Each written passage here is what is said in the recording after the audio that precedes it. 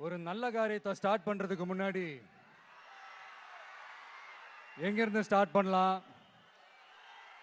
நம்மள பிடிச்சவங்க இருக்கிற இடத்துல இருந்து ஸ்டார்ட் பண்ணலாமா? இப்படிலாம் நிறைய விஷயம் மனசுக்கு தோணும் இல்லையா? அது மாதிரி தமிழ்நாடே நமக்கு பிடிச்ச இடம் தான், நமக்கு மனசுக்கு ரொம்ப பிடிச்ச இடம் தான்.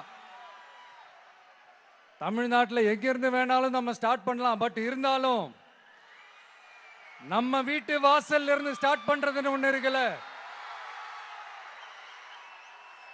நம்மள பெத்த அம்மா இருக்கிற இடத்துல இருந்து அவங்களோட ஆசியோட ஸ்டார்ட் பண்றதுன்னு ஒண்ணு இருக்குல்ல. அதானே ஒரு பிரைட்டான ஒரு சைனா இருக்கும், ஒரு ஒளியோட ஒரு வெளிச்சத்தோட.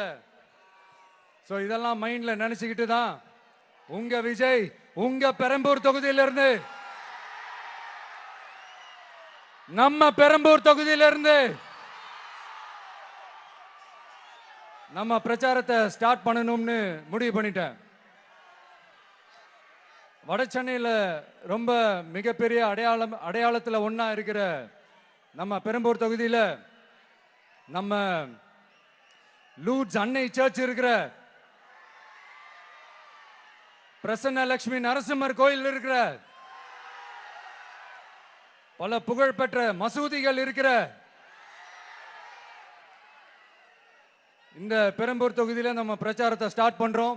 உன்னை மனசார நேசிக்கிற, உன்னோட மக்கள் இருக்கிற, உழைக்கிற, உழைப்போட வாசனை இருக்கிற அப்படிப்பட்ட ஒரு பகுதியிலிருந்து உன் பிரச்சாரத்தை ஸ்டார்ட் பண்ணி விஜய்னு என் மனசு சொல்லிச்சு. அதனாலதான் நான் இங்க இருந்து ஸ்டார்ட் பண்றேன். என் நெஞ்சில் குடியிருக்கும் பெரம்பூர் தொகுதி மக்களே, பெண்கள் பாதுகாப்பு இல்லாத, சட்டம் ஒழுங்கு சரியில்லாத, போதை பொருள் அதிகமா இருக்கிற நம்ம தமிழ்நாட்டை நம்ம காப்பாத்தி ஆகணும். தமிழ்நாட்டை இப்படி ஒரு நிலைமைக்கு கொண்டு வந்தது யாருன்னு நான் சொல்லிதான் உங்களுக்கு தெரியணும்னு அவசியம் இல்ல. தீய சக்தி திமுக தான் காரணம். இப்படி ஒண்ணுத்துக்குமே உதவாது இப்படி ஒரு ஆட்சியை நடத்திட்டு விரைவில் விடை பெற போகும் ஸ்டாலின் சார் தான் காரணம்.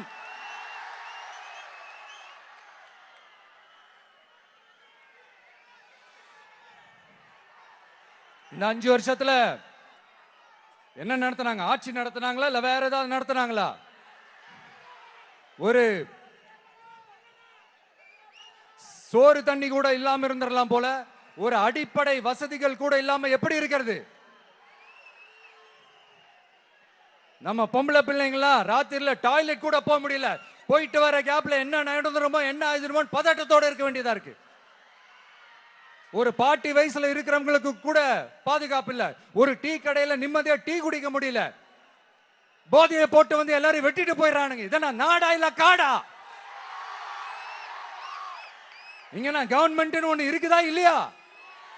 5 வருஷம் போலீஸ் டிபார்ட்மெண்ட் கையில வச்சிருக்கிற ஸ்டாலின் சார் ஒரு அடிப்படை பாதுகாப்பை கூட கொடுக்க முடியலனா எதுக்கு இந்த ஆட்சி, எதுக்கு இந்த அதிகாரம்?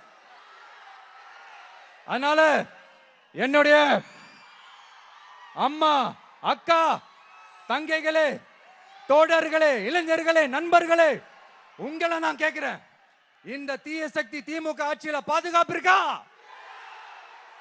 இந்த தீய சக்தி திமுக ஆட்சியில குழந்தைகளுக்கு பாதுகாப்பு இருக்கா? இந்த தீய சக்தி திமுக ஆட்சியில நீங்க நிம்மதியா இருந்தீங்களா? ஸ்டாலின் சாருக்கு மக்கள்லாம் முக்கியமே கிடையாது. மக்களுக்கான அடிப்படை வசதிகள், பாதுகாப்பு, இதெல்லாம் எதை பத்தி முக்கியமே கிடையாது. அவருக்கும் இந்த திமுக அரசுக்கும் இந்த 5 வருஷத்துல என்ன முக்கியம் தெரியுமா? குடும்பத்தோட சேர்ந்து கொள்ளையடிச்சதான் முக்கியம்.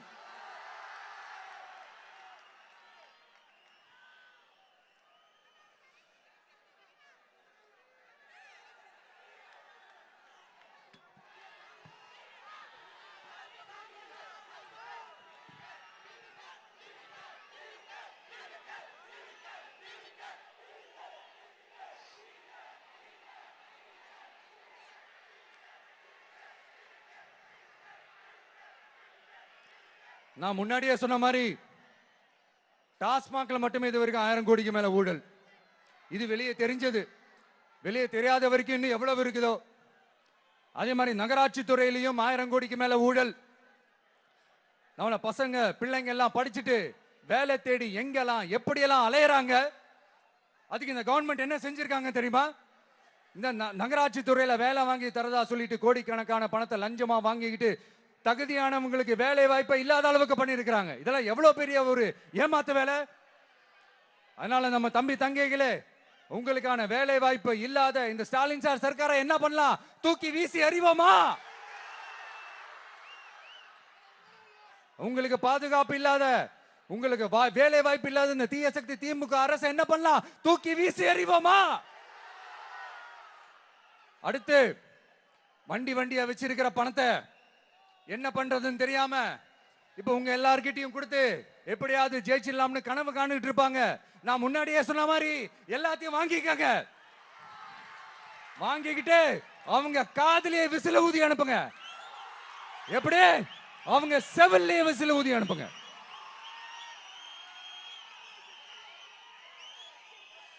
எப்படி ஸ்மார்ட்டா நம்மளை ஏமாத்தி கொள்ளையடிச்சாங்களோ, நாமளும் ஸ்மார்ட்டா இந்த திமுக அரசுக்கு வேட்டு வைக்கணும். வைப்பீங்க தானே? உங்களுக்கும் நம்மளுடைய ஜென்சி கிட்ஸுக்கும் நான் சொல்லிக்கிறது ஒண்ணுதான். ஏப்ரல் 23ஆம் தேதி காலங்காத்தால பக்காவா ரெடி ஆயிட்டு உங்க ஓட்டர் ஐடி கார்டை கையில் எடுத்துக்கிட்டு முதல்ல பூத்துல போய் நின்னு அந்த விசிலுக்கு நேரா இருக்கிற அந்த பட்டனை ஒரு அழுத்துங்க. உங்க வீட்டுல இருக்கிற ஒவ்வொருத்தரையும் அழைச்சிட்டு போங்க. வெளியூர்ல இருந்து இங்க சென்னையில இருந்தீங்கன்னா ஊருக்கு போகணுமே ஓட்டு போடணுமே சொல்லி அசால்ட்டா இருந்துடாதீங்க. அட்வான்ஸா உங்களுடைய டிக்கெட்டை புக் பண்ணுங்க. இது ஒரு தலைமுறைக்கான தேர்தல், உங்களுக்கான தேர்தல். எவ்வளவு பெரிய வசதியான வாழ்க்கையா இருந்தாலும் எல்லாத்தையும் உதறி தள்ளிட்டு உங்களுக்காக மட்டுமே வந்திருக்கிறேன். உங்களுக்காக நன்றி கடன் செலுத்துறதுக்காக மட்டுமே வந்திருக்கிறேன். எல்லா வழிகளையும் தாங்கிக்கிட்டு உங்களுக்காக மட்டுமே வந்திருக்கிறேன். ஒரு நாளும் பொய் சொல்லி உங்களை நான் ஏமாத்த மாட்டேன். இந்த 4 முனை போட்டி 40 முனை போட்டி எத்தனை முனை போட்டி எத்தனை உருட்டினாலும் இங்க 2 முனை போட்டி தான். ஒன்னு டிவிகே, இன்னொன்னு டிஎம்கே. மக்கள் விரோத ஆட்சி நடத்துற ஸ்டாலின் சார் வேணுமா? மக்களை நேசிக்கிற விஜய் வேணுமா? அவ்வளவுதான் இந்த தேர்தலே. அதனால உங்க விஜய்க்கு, உங்க அண்ணனுக்கு, உங்க தம்பிக்கு, உங்க பிள்ளைக்கு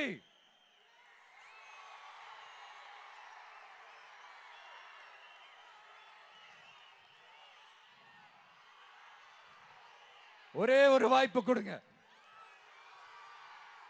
தயவு செஞ்சு விசில் சின்னத்துக்கு ஓட்டு போடுங்க.